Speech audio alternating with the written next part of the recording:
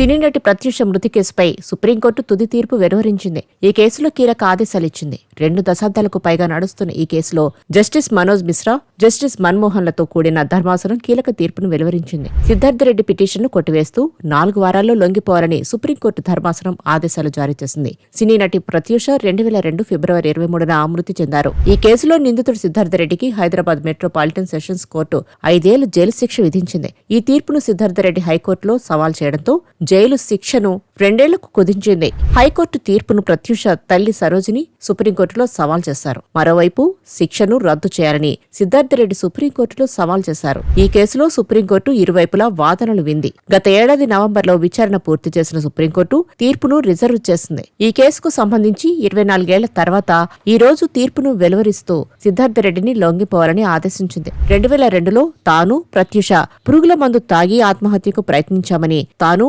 ఆసుపత్రిలో చికిత్స పొందడంతో ప్రాణాలతో బయటపడ్డారని సిద్ధార్థరెడ్డి చెబుతున్నారు. తన కూతురు ఆత్మహత్యకు సిద్ధార్థరెడ్డి కారణమని సరోజిని ఆరోపించారు.